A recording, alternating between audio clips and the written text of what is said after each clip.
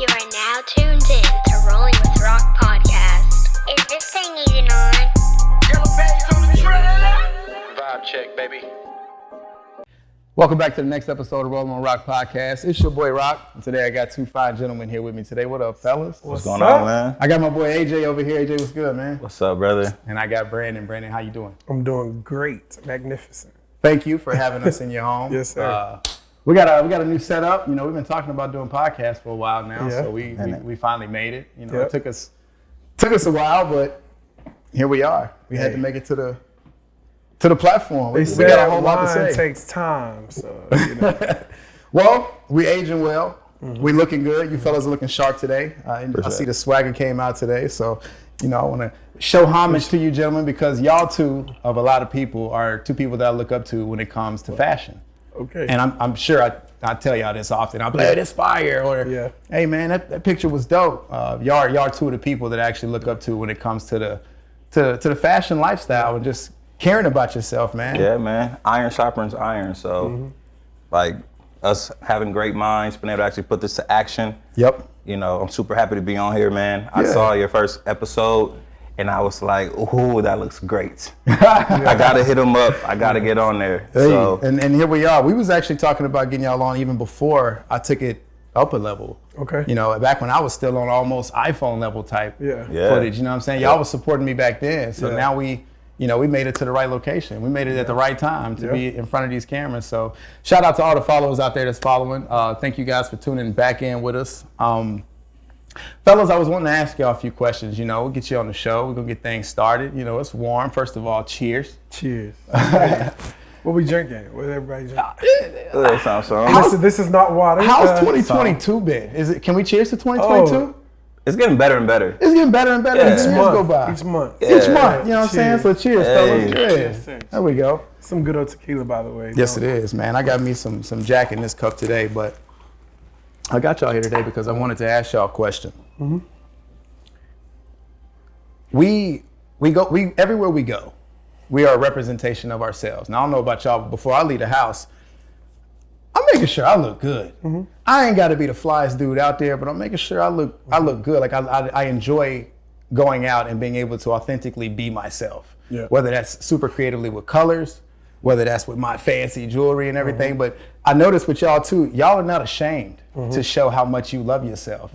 And I just first want to show homage to y'all on that because I think that the more authentic people are, the easier it'll be for people to embrace us. And for y'all, I wanted to ask, man, what helps y'all, what drives y'all into the direction of just being so comfortable with yourself now? I mean, because, you know, it was a lot harder back then. We wore tall tees and FUBU pants. Like, we really wanted to fit in. Coogee. And now we on our own style. So, like, Y'all remember the Jabos? I slick had the Jabos. I had the Jabos. Don't laugh at me, bro. I used to be a little skater back in the day. So I actually had to, like, The Jinkos? with the skater shoes, yeah, man, yeah. and I had the DC Skechers. shoes. The Hillies? Listen, I ain't had the Heelys. I had the DC shoes, man. I had a different style, I had a different taste. And as I got older, I started to acquire my own taste. Yep. I was not very authentic growing up. I was raised around, you know, Abercrombie and Fitch, American Eagle, Aeropostale, and I fit into like this group that I didn't really belong in. So as I got older, then I started to really express myself, you know, with the hair, with the style, with the color, and I'm very comfortable with that. And I've noticed that you guys too are the exact same way. And to y'all, I just wonder, like, what makes y'all so? How is it being in such a position to where? Oh, I gotta go first. Because I'm about to, when I start rolling. Listen, roll? dive in, This bro. is- It's just us two. This is what I'm gonna say. I've learned that first impressions mean everything, and they last the longest. Okay. So you can't make everyone like you. Everyone's not gonna agree with who you are. Yeah. But when you meet me, you're gonna remember me.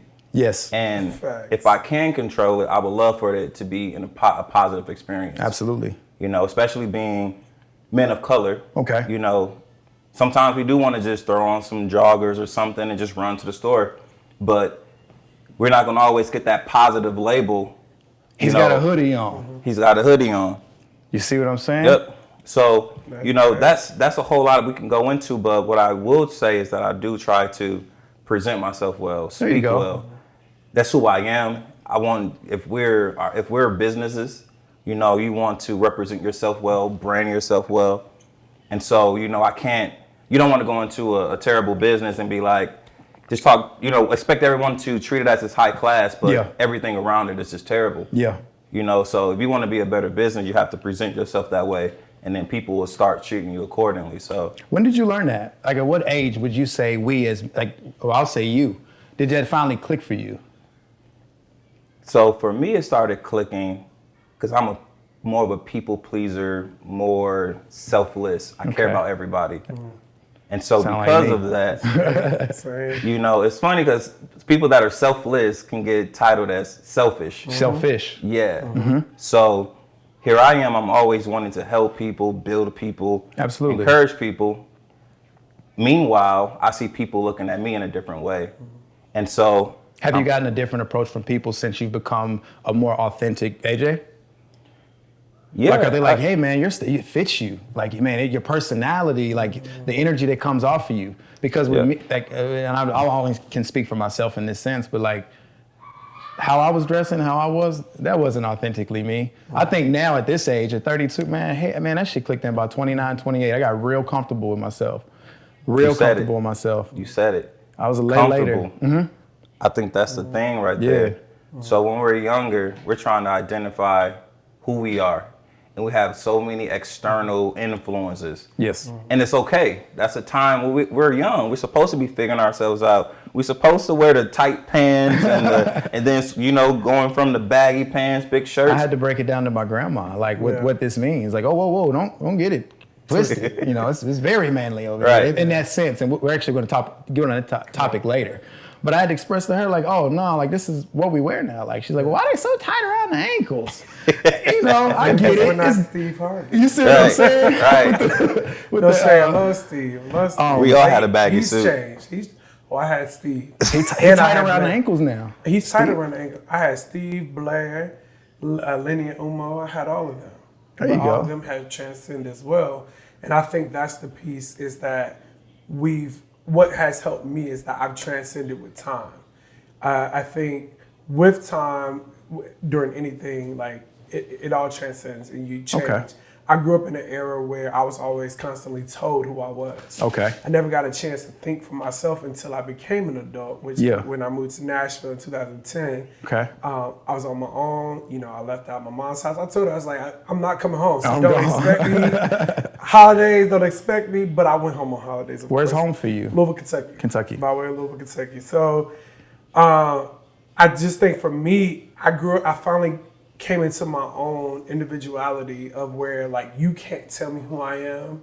Yes. I can tell you who I am. But the piece that I struggled with the most the first 6 years of my adulthood life was the affirmation piece. Okay. I had the confidence of, I know who I am, and I know what I like, I know what I want to wear, I'm good, but if I walk out this room and I don't get this certain response from this certain individual, it's gonna shoot my confidence. So I'm gonna go run back. And legitimately, for 6 years of my life, I wrestled with that. I wrestled with not having that affirmation, but I realized where that came from. It came from the absent father. You know, your father doesn't affirm your masculinity. You grow the years of your life, you know, confused, or not even so much confused, but just you grow like hurt. You know, you always constantly looking for somebody else to affirm you. No matter you're married, you got kids, it's still not enough because you are constantly looking for the father affirmation. Do you feel like you've become the father that wasn't present for you? Absolutely, 1,000%. Same times 10, bro. So 1,000%. Me and my dad actually didn't get our like relationship until I was 27. Wow. So my daughter and my little sister are the same age. Wow. They kick it together, and that's what got me and my dad close. I mean, it's been a long time, and the resentment was there because he wasn't never there. Right. So I was raised by all women, all black women. Same. You know, so my upbringing was just a little bit different than those who, you know, I surround myself with. And it's not that guys with dads are just like a superior over me or I'm a superior over them, but like you said, I had to self-identify myself because a lot of those manly characteristics I didn't see growing up. So I carry a lot of those into my adulthood, like taking care of myself, my face, my hair, my style, the way I talk, the way I address women.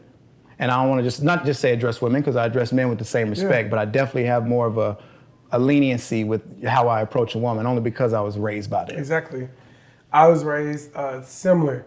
I didn't meet my father until I was 25. See, right there. So I met him by force. It wasn't by choice. It was like I finally got in contact with my siblings that were apparently by him. And how'd you find all that out? I went on war. I went crazy.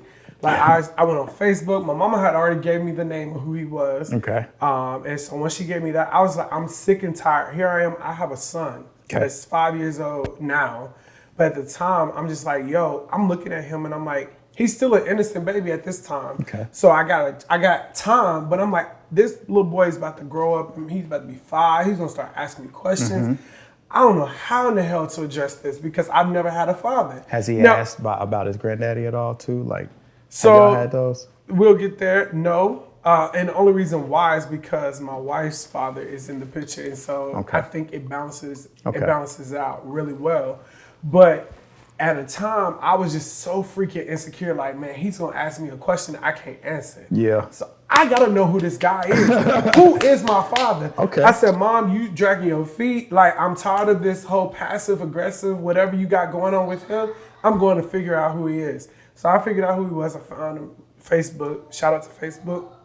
Hey, it'll help. So it will. I got in contact. I finally met him. But when I saw him, man, I realized at the point that I saw him, I would never get what I went seeking for, because he was sick, and not sick physically, but sick, mentally. He was sick. He was on drugs at the time. Okay. But I didn't guard myself because I still had a level of expectation.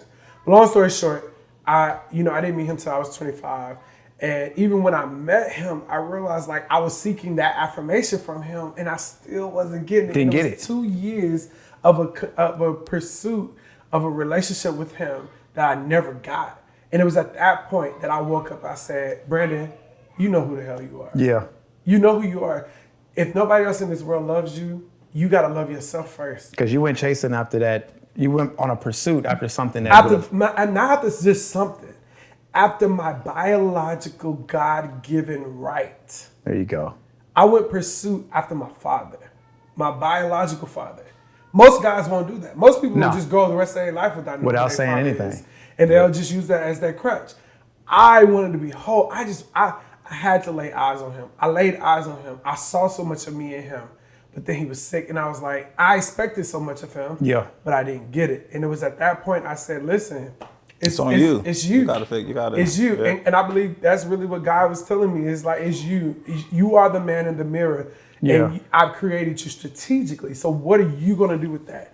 And, with time, I've grown into Brandon. People call me B. Haskins. Some people call me Dr. Haskins. Dr. Haskins. I'm going to call you my dog. Some people call me B. Some people call me whoever. But, Medea says all the time, it's not who they call you, it's who you answer to.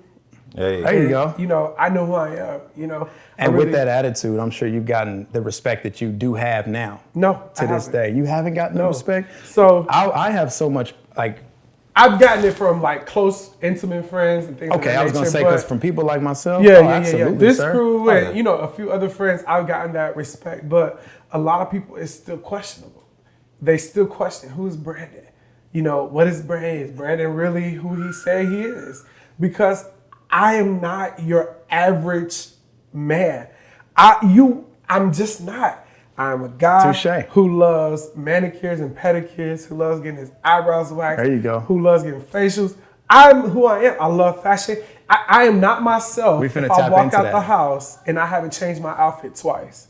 If I don't change my outfit, if I don't change something on me twice, I'm not me. That's me. But I know me. But somebody, folks will tell you all day, you don't know who you are. I got to tap in because I'm finna do. Yeah, that's where, I actually did like a little Facebook, or not Facebook, Instagram video. And I was like, it's crazy how you're using the word affirmation, but I was using the word validation. Okay. And it's crazy how we want validation from people who aren't really validated. Like, what makes you validated? And to me, as long as we're people and we're all sinning, living in this world, no one's really validated. A blue check does not make your word more valuable than my word or his word. It doesn't. So while I'm talking right now, first thing I want to say, we're talking about masculinity.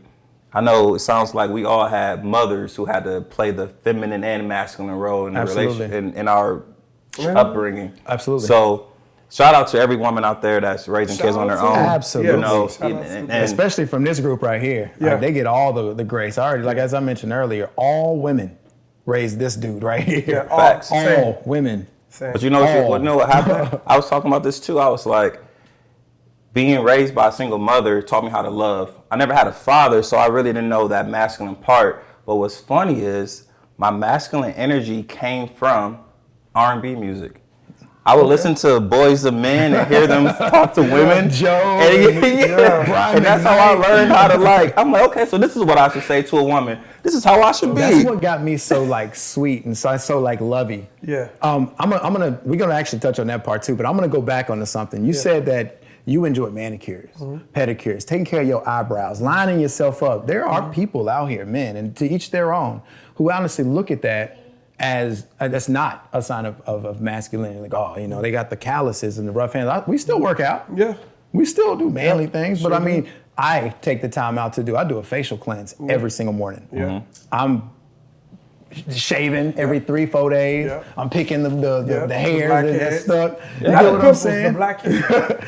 A facial ain't a facial unless you get the blackhead. I've met very professional men who shake hands on a daily. That is their job. And of course they go out there and they take care of their fingers because like you said earlier, your first impression is everything. Okay, what do they see? They see a man that takes care of himself.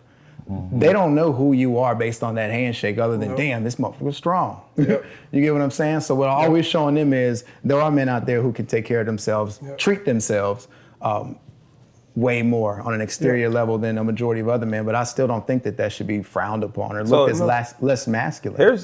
Here's what I consider masculine. Protecting and providing, doing what it takes to show your family how to love, protecting your family, providing for your family. I grew up seeing, I would say, lower class men who had the callus on their hands. Yeah. So in my mind, I thought that was the way of protecting and providing for my family. Touche. But as I got older, I realized there were men who were still taking care of their family, doing that masculine role, that husband manly role. Yeah. And they were coming home in suits.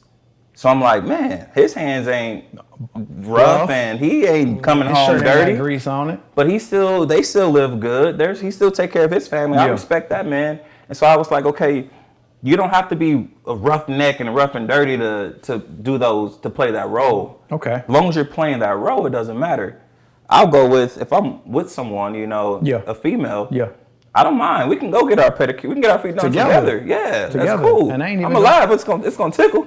But we talked earlier, and this is caveat to what you just said. So we talked about traditional masculinity and toxic masculinity. Y'all know the difference between traditional and toxic masculinity? I got the whole definition. Look, I came prepared. Let me know. I came prepared for this topic. You know, this right here, I feel like this is gonna be my what they call it. Like, I'm about to just unload because this pissed me off. Like, this topic right here, the traditional versus toxic, right? What? Who? Where? So I was in the pursuit of a new therapist because I felt like there was some just breach of confidence with one. So shout out to everybody that take care of your mental health. It's Absolutely. real. Absolutely. I'm a survivor. I'm a mental health survivor. Contemplate suicide, had a plan. But I truly thank God, and my family who is there for me. So I'm glad you're still here, bro. Yeah, I'm glad I'm here too, I'm man. so glad you're still here, That's the first bro. time I've said it since. I'm glad you're here. You would have missed this. I would have missed it. This is a vibe right missed here. it. I would have missed this. The masculinity. So toxic masculinity. I wanted to do you want to? Yeah, I wanted to tell Go ahead. my reason of like why this is such an issue, because in the pursuit of a therapist, man, one therapist and I had a conversation, and I explained to him my ideology of toxic masculinity and how I'm trying to overcome that. And he said, "Are you sure it's toxic or is it traditional?" And the conversation that led after that pissed me off, because I said, well, how can you have one? How can you have one without the other? Okay. And, how can you have traditional masculinity if the person that is meant to teach you masculinity is not there? And then you become something, but then yet you're now deemed as toxic. Because you didn't get it the traditional way? The traditional way. In your eyes? Okay. Right. Or traditional masculinity is the callous guy, and toxic masculinity is the feminine guy. Who has created these ideologies? It's my biggest conflict. Well said. And what I did, I wanted to do more research on it because as we got to talking, it had me thinking like, dang, am I mistaken what I believe traditional masculinity is with toxic masculinity? So with toxic masculinity, and this is just a definition from Google, internet, or whatever, but I'm just gonna break it down to you gentlemen so we can go more in depth with it. Toxic masculinity. Exaggerated masculine traits that many cultures have widely accepted or glorified. The harmful concept of masculinity also places significant importance on manliness based on strength, lack of emotion, or strength or lack of emotion. Toxic masculinity refers to the notion that some people's ideas of manliness perpetrates domination, homophobia, and aggression. So with toxic masculinity, I believe it's the ones who are very like controlling, that aggressive, like, hey, you ain't supposed to be doing that. Like the super verbal ones who go against, like you said earlier, who made these fucking rules that I can't get my fingernails done? Those, I believe, are the toxic masculine traits. Now, traditional masculinity is more so like the guy with the calluses. He didn't necessarily do anything bad, but the masculinity of, hey, I'd rather get my hands dirty than her. It's still a sign of masculinity, but it's not that I'm a bad side, because some men are like, I'm cutting the grass. And I don't mind doing the dishes. I know how to do the dishes, but I'd rather be out here in the sun and the grass because I'm sure inside it's less work the woman can do. And I don't know if that's toxic. So, but it's a very masculine thing. If I told her, hey, stay inside, she's like, why? You know, equality is a thing, and this goes all the way to cutting grass. And I'm sure you know that being, you know, a married man, things change when you got a woman who's very independent. You gotta knock some of those expectations you got down because they are raised by men, even though you weren't. Yeah. You're hitting things on the head because it's like, as men, as little boys, you fall, get up, don't cry, Band-Aid it. So we're automatically taught to not show emotions. But I think sometimes, for me in my world, toxic masculinity comes out when it comes to relationships. And it comes into play when it comes to who does what, who should do what. I like it. And it bothers me sometimes because I'm an emotional dude. I'm very masculine. I love working out, being swole, you know what I'm saying? But at the same time, my favorite movie is The Notebook. I'll cry with you in a heartbeat. Yeah. I'll try. I mean, it'll be an emotion. It won't be like a boo-hoo. Yeah. But I'll go by I'll do it. I'm an emotional guy. I wear it on my sleeve. But I think that's what makes us unique, and I think that's why we all relate to each other, because Absolutely. We know how to protect and provide, but we also know how to tap in with our emotions and understand men or women. And I think that's the part that a lot of people don't understand, because we've been able to find ways of becoming more comfortable with it. And I think that's something that you're kind of talking about. Like I feel like the more you become comfortable with yourself, the more you're showing the world and other people who may be looking in, it's like, so you can, he got his nails and his eyebrows done, but like, look at him at the baseball game with his son. But he's also with his daughter. You see what I'm saying? Yeah, like. The job as a man my version of my type of masculinity would be the protector. I want to be the protector in the house. Not that you can't protect with me, but when it gets to the barking, if you would allow me to do that, I feel like I can handle it better. Now that's just you agreeing to, like, you know, come together and just like work together and do some work in the house. It ain't all on you or it ain't all on her. So I do still think traditional can sometimes be a good thing. Like your masculine traits that you do have, I'm sure you teach to your son. Whether that's the generosity, the what's the word, chivalry. You still teaching that is a masculine trait, but you're teaching it at a like really good pace. So I do still think that traditional masculinity can sometimes be used as a good thing. But we as No, you're good. I was gonna say, but we as dads, us as father figures, us as just men in this world, we have to speak out to people who are showing us that toxic side, because the only way we're gonna be able to change that is by us verbally communicating to people how it affects others. Because they can see me throw my hair in a ponytail, but they can also see me get down. Right? You get what I'm saying? Yeah. So it's a thin line right there. It's very thin, and I love it. My definition of toxic masculinity is masculinity that is not taught. Whether it's traditional, modern, ancient, whatever the hell it is, if it's not taught in a proper context by another man. Because I love my mom to death, but there's a lot of things that she didn't prepare me for. Okay. I know we give homage to, single moms, and I believe they do their best jobs. But my mom did the best job that she could. Absolutely. But it was still from a woman's touch. She taught me how to treat a woman, I know that much. There you go. And she taught me never to leave what I had, create that. But there's still things like, a lot of things. Case in point, my mom didn't teach me how to point my penis in the toilet. Touché. But I had to go teach my son how to do that. I had to learn by spilling on the toilet seat. We all have been through that. Or how to wipe our butt, or how to properly clean our feet, or clean our nails. Even when it comes to the teenage or the adolescent years, when we're learning ourselves about hair, facial hair, things that's moving now. Yes. Like, we had to learn all that on our own. And our own. I didn't necessarily had the right guidance on that one. I was 17 with a baby, so I can't. None of us did. But I just honestly feel like toxic masculinity is the masculinity that is not taught despite the age period, right? Touché. And so I look at my son now and I say, like, what separates him from me when we were that age? Yeah. You actually got a man that's gonna tell you, not from no hurt place and not from a world's place, but I'm gonna give you the most rawest, son, we're actually gonna go get a pedicure today. And I'm gonna tell you why you need to get a pedicure. There you go. I'm not gonna let nobody, no, your first pedicure is not about to be with a woman. No, your first pedicure is not about to be with your mom. It's gonna be with your father.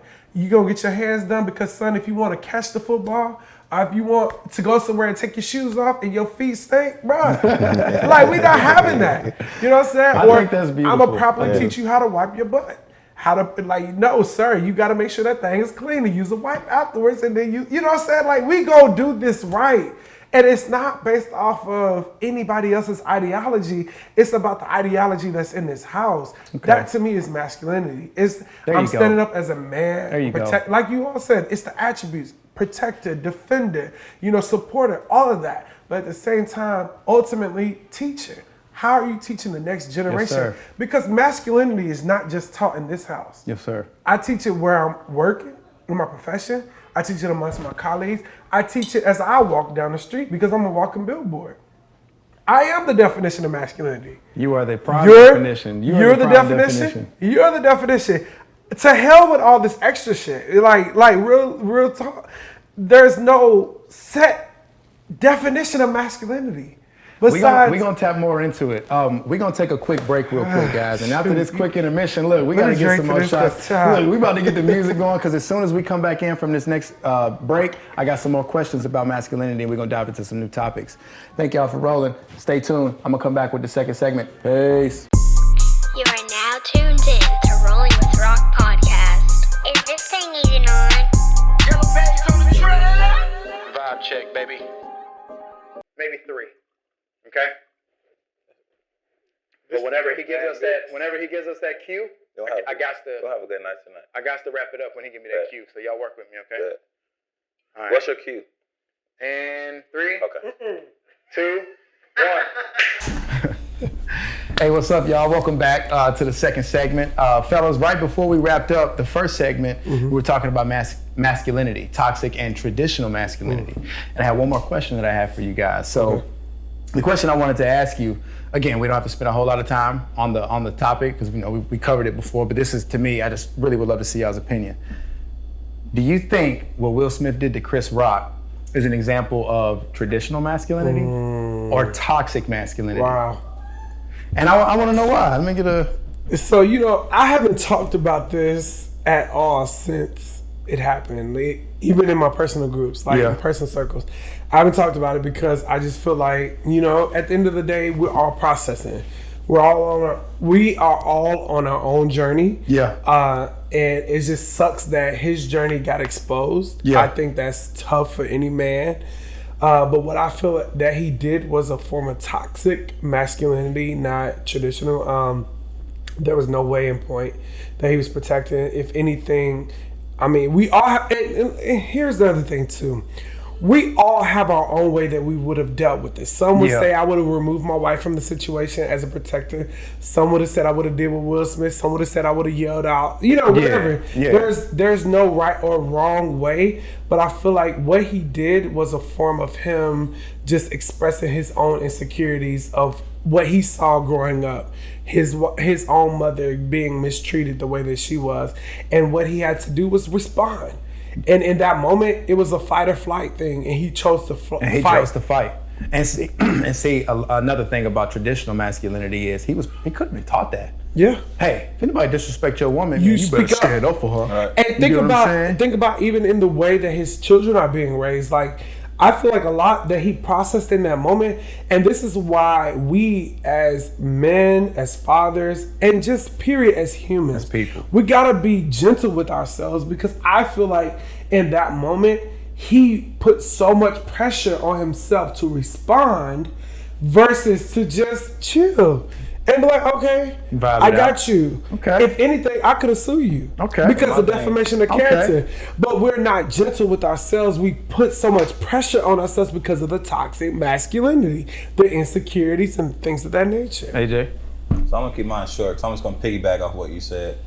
I think it started traditional, and then it went toxic because once he went on stage, I don't think it was more so about his wife. It was about him. He knew now, I'm already up here. Oh, yeah. I'm already toxic. Baby, when he walked on that stage, that's a walk. Did y'all think it was fake, though? I thought it was fake when it first happened. I think he really smacked that motherfucker. I think they got an underlying beef. I was like, Hancock. He owed him from 96 or something. Let's talk about that. He caught back like you. Because that head didn't go 90, baby. That went 180 and said, you know what I'm saying? But Chris Rock's reaction, I was like, this can't be real. And that was the other thing. His reaction was so very. Last question. Was Chris Rock's reaction of him showing traits of not being a toxic, masculine person? Because we all know that he's a very masculine person. So is that an example of what not being toxic is? Because I personally didn't see Will Smith. Honestly, I don't think his masculinity should be at question at all with the way he responded, because he was in shock. Most men would say, you better hit him back. I'm sorry, if you smack me, I'm going to probably take a second. I'm a slow processor. You know, I think quick, but process slow. You're a logical thinker. Yes. I'm like, okay. I'm a firecracker. I just got hit in the face.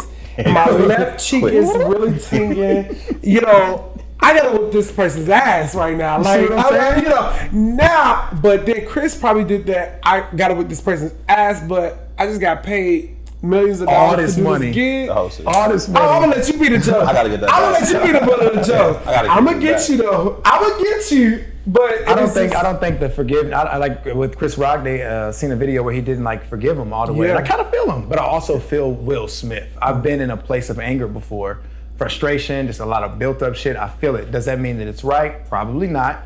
But like you said, he handled it the way he handled it. And for you guys, you said that's here's the other piece that I don't want to ignore.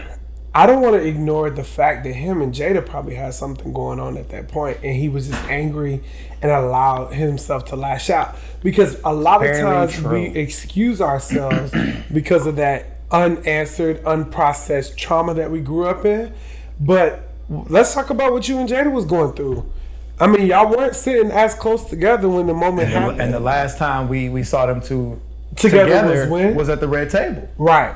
And at the red table, you see what I'm saying? Let's talk about that. Definition. And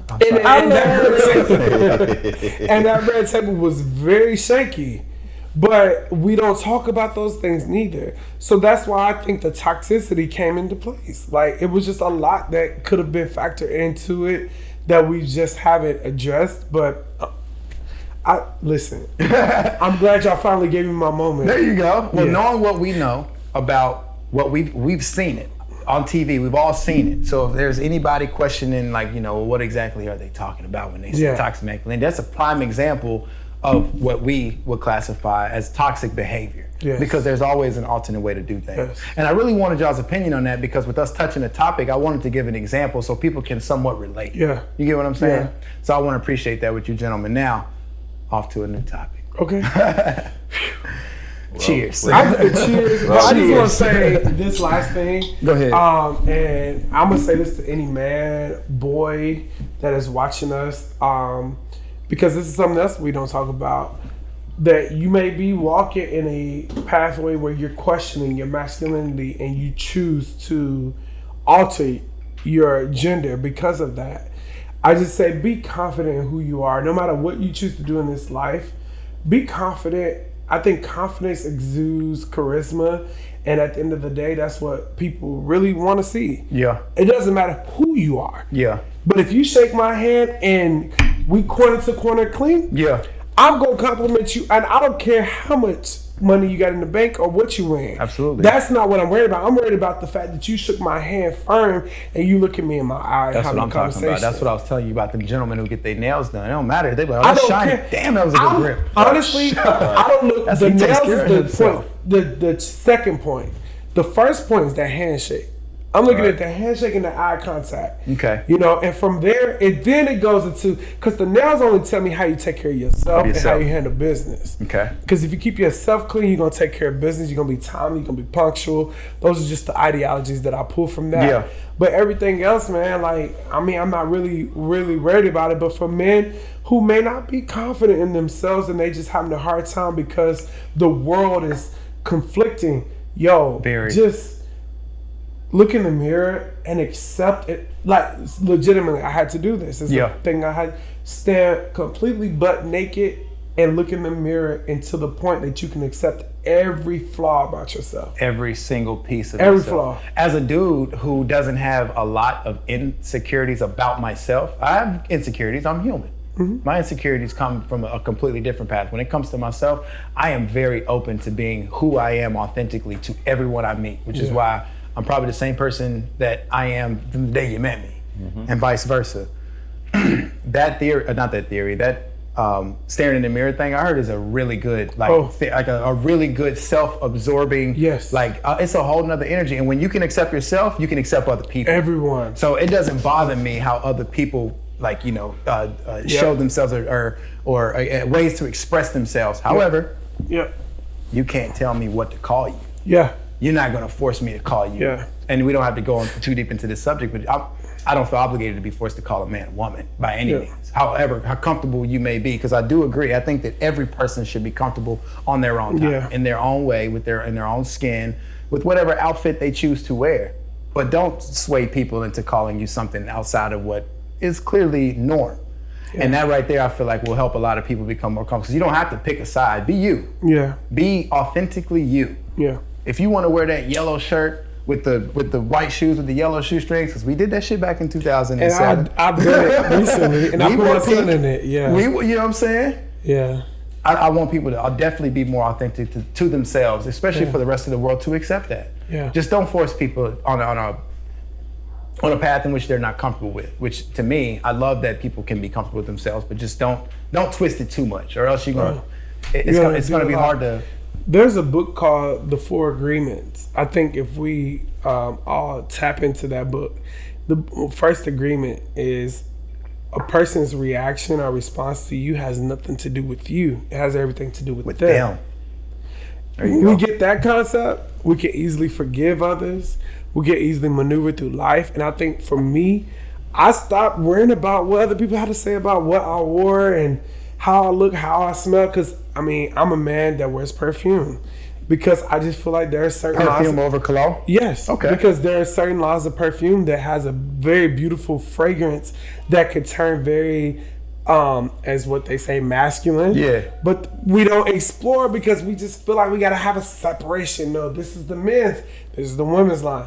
You know, it is what it is. My wife knows. Have any of y'all had to face adversity with how y'all, like, take care of yourselves, or like how you choose I have. I mean, in church, so I grew up in the church.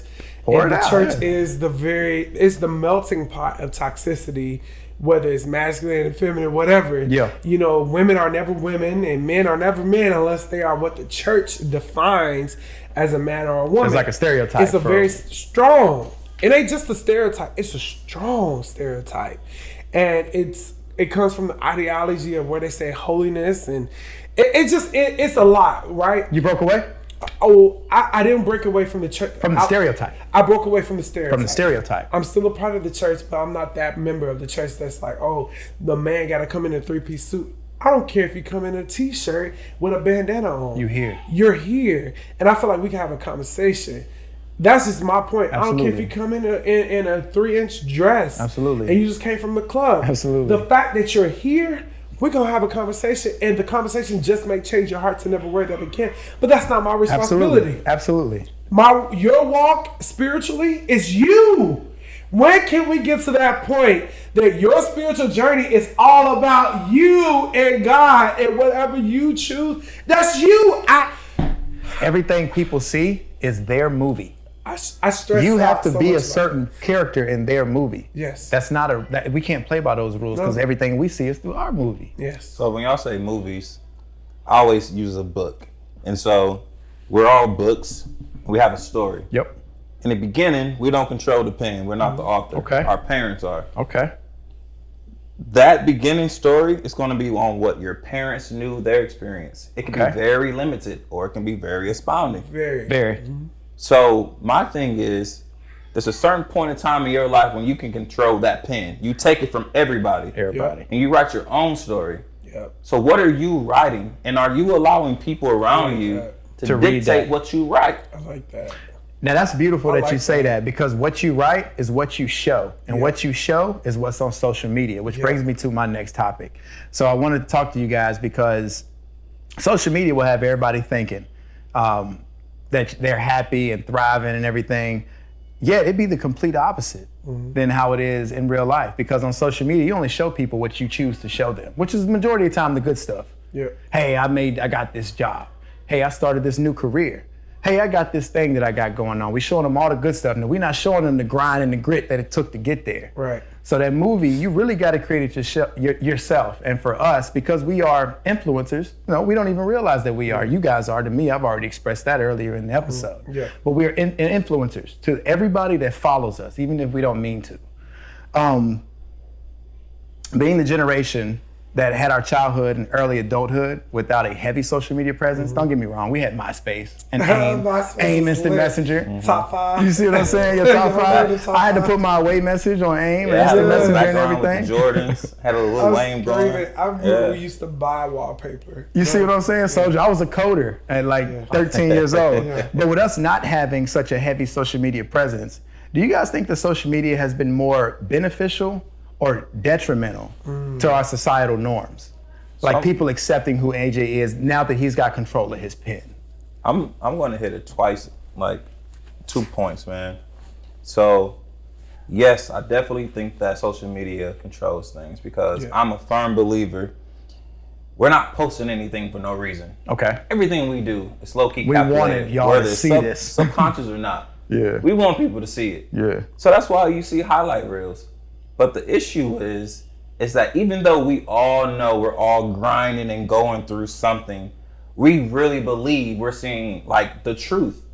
And that's what bothers me because I deal with it all the time. I feel like I'm a very social person. I like to travel. I like to show the progress I've made in life. I love to dibble and go into different bars and clubs. I love women. I love all that. But with that, I feel like sometimes people don't understand I've gone through a lot to even be able to show myself doing anything.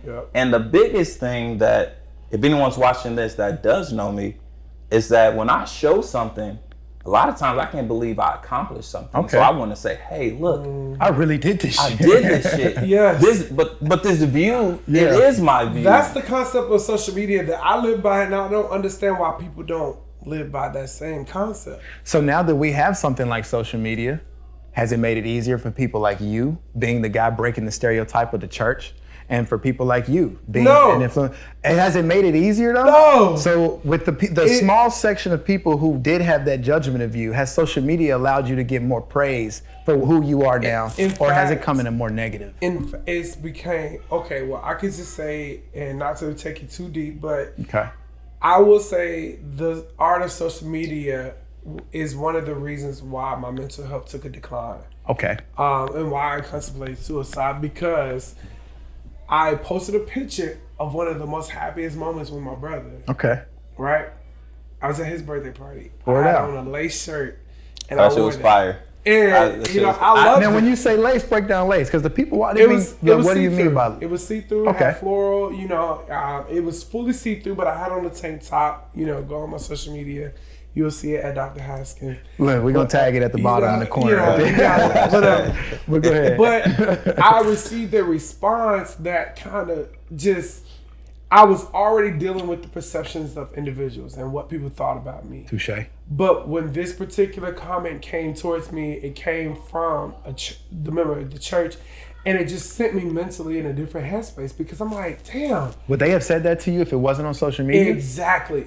And I said that to myself. I said, I just simply wore this innocently, but somehow it got wrapped up to be something totally different. And they know and you. I posted it. Right.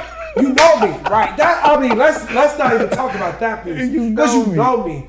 But let's talk about the piece that I just was simply wearing a shirt. You were happy. That's what you happy. said. I was in my element, and I was like, wow, in my mind, when I posted the picture, I said, the caption was, I'm betting on him, which is me in the picture, for the rest of my life, because him, which is me, put on a shirt, and for the first time in the 30 years of him living, didn't give a damn about what another person said. AJ was with me when I put the shirt on. I walked out the house, and I was the most confident. I had the most best time of my life. We talked about that. We talked about that. I was great. He said this shirt, I was like, that shit hard. And authentically, it was you. It was me. I think I sent you something. Was like, my guy, go ahead, bro. But then, you see what I'm saying? Not even 24 hours later, I get an email or text message or phone call. I'm sorry. What's going on with this shirt? Questioning a lot of aspects of me that just pissed me off. So I said all that to say, like, social media is great. Yeah. And even in the moment that I was being authentic, it just kind of just shot me down. But what I did was, not for attention, but I was like, listen, I'm tired of playing this facade. I've been depressed for years, 2 years. Now you get to finally... I'm finally going to release this shit. And not realizing that me releasing that moment of where I was mentally really restored a lot of aspects of my life because it brought out the people that were real in my life. Absolutely. They called me, they hit me up, they was like, yo, what's going on? How can I help you? You know what I'm saying? And so that's love. It was bad in a sense, like I got called out for a shirt that I wore that was non-traditional. But then see, now you got a platform where you can speak against that. You can explain and express why authentically this is who I am. So if y'all can't accept this right now, y'all will never be able to accept me 10 years. You would never. So if you can't accept me at that lace shirt, you ain't gonna be able to accept me for what's to come. Y'all in for it. We dropped a lot of gems. Yeah. And one thing I want to say is, with social media, yes, sir, it creates what the world tells you is happy or successful and what you should be thriving or I agree, trying to achieve. I agree. Anybody listening, you got to identify that for yourself. If you don't identify it for yourself, you're going to always be chasing something that you will never have. And we already said it's highlight reels. It's not even real. It's highlight reels. So you wanna follow this person because whether they're healthy, athletic, and successful. Absolutely. You become healthy, athletic, successful. You get there and you're like, dang, what next? Being that social media's presence, like you said, can be so. We'll use the word detrimental because it can be good or bad based on what you said. What is our job as men to make it more normal to other men that it is accepted? Because as a straight man, I can honestly comment on both of y'all's pictures without a doubt, saying whatever I want. It can be off the wall or it can just be complimentary. Do y'all think it's okay for men to be more complimentary? Because we talking masculinity now. It doesn't make me less masculine to appreciate you That's or what hold you. us back. Because we can't compliment each other. We can't say women can all day. Baby, they be all day. Girl, your ass I will bite good. you. Let me say some shit. But let me tell another nigga, dude, your skin is silk and smooth. Damn, Rock, you been using that moisturizer. You see, all of a sudden we categorize. I'm like, bro, I think the best job we can do, honestly, is just be trendsetters. How do we be trendsetters? Authenticity, it starts here. Yeah. If all three of us, right? If all three of us are trendsetters with one another, but then we go out and be trendsetters with 10 other individuals, we done impacted 30 individuals. See? And then those 30 individuals, we taught them how to be impactful. They impact. And then not only that, we take our seeds. All three of us have seeds. All of them. All three of us. You have one, you got two, I got two, right? Yeah. 2.5. 2.5. We all got seeds, right? They love it when I say that shit like a half. I mean, How you do that? He's not biologically my son, but that's But my you son. take them on. And then I respect then we got those, right? The Still kids influencing. that we are influencing Still that influencing. are not our own. So you get it. And now we go, and then we're not. I honestly feel like if we continuously go into spaces that other individuals don't operate in, Yeah. we win. There we go. This TV stuff is beautiful, but them rappers, they got it. It's heavily inundated. And it's different for us. It's different. We gotta go into the spaces of TikTok. We gotta go into the spaces of coding. We gotta go into the schools. We gotta go into the communities. We gotta build programs for these kids. We gotta become the life coach. We gotta become the podcaster stars. We gotta go into the places where it's not inundated and show the true light. Absolutely. Otherwise, our kids are gonna be lost for the rest of their life.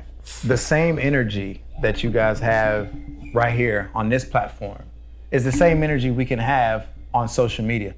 It's the same platform. Yeah. Correct me if I'm wrong, but you can say whatever you want on TikTok, Yeah. so, Facebook, Right. Not Facebook. Twitter. Twitter, yes. Say whatever you want, just like this platform. So the same way, the same energy you got right here on this platform, had that same energy right there on Instagram. Yeah. Because this is all we're doing is we're showing the world our authentic self. Yep. And I wanted to show it so much, I wanted to speak on it. Yeah. Because as a masculine man, who does manly shit around the house and whatever it is, With a that nice the protector. Pink shirt on. You by know, the it's way. I got my salmon on today.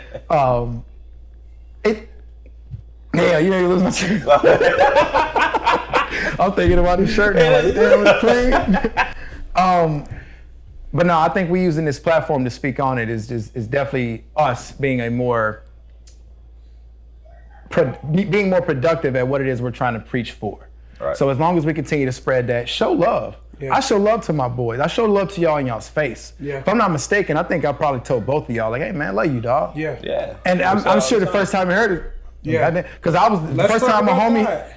the first time my homie hit me Yeah. with one of those. Hey, well, you heard what you said? Yeah. But No, I I'm was very channeling. clear on what He was I coming through on. It wasn't even weird when I heard it. So I didn't even take it on no sexual tip. But it was just a very like when I felt that, I passed that on to like my gentleman that I do actually genuinely got love Yeah. for.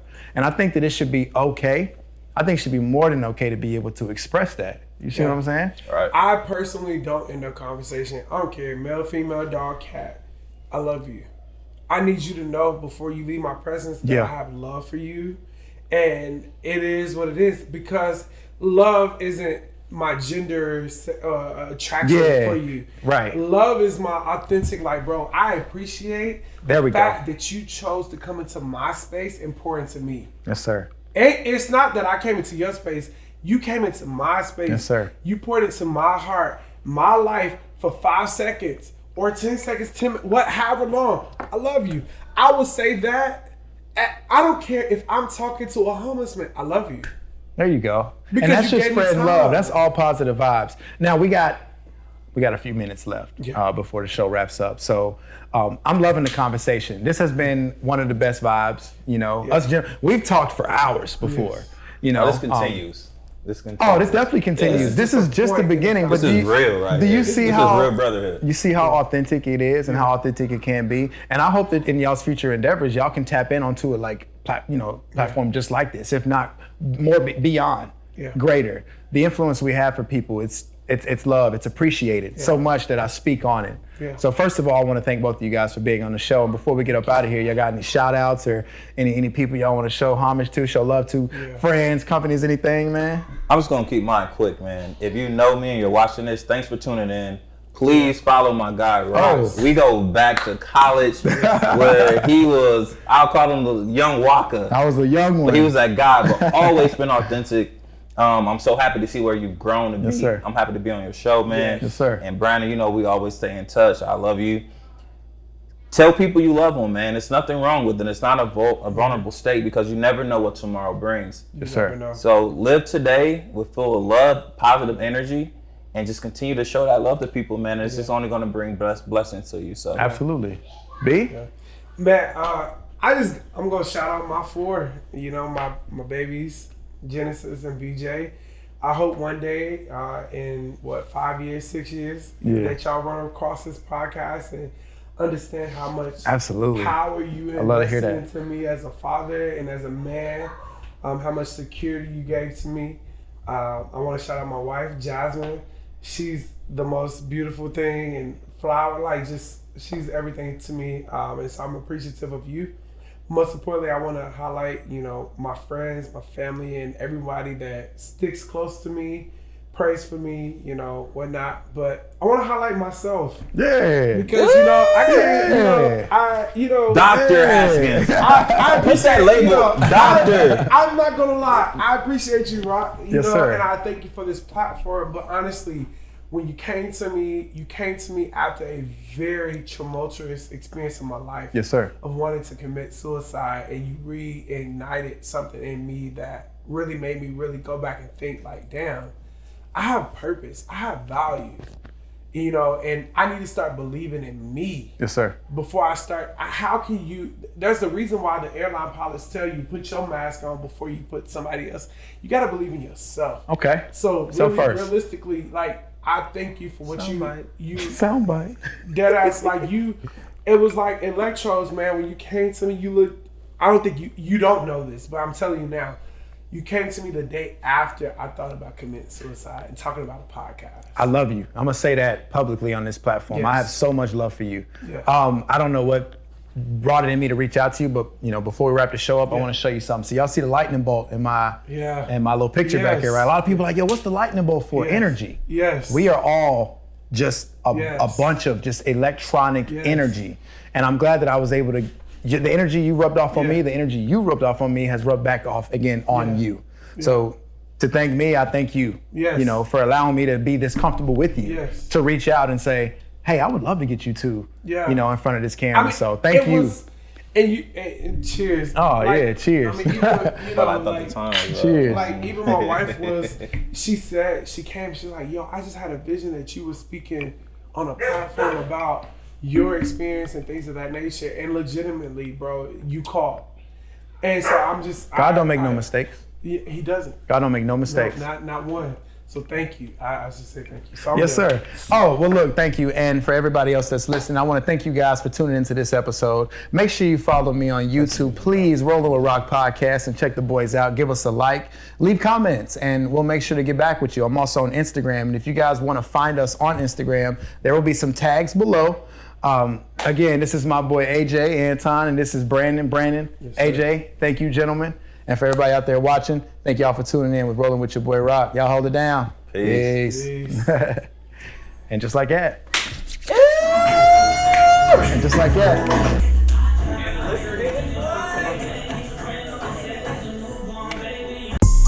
You are now tuned in to Rolling with Rock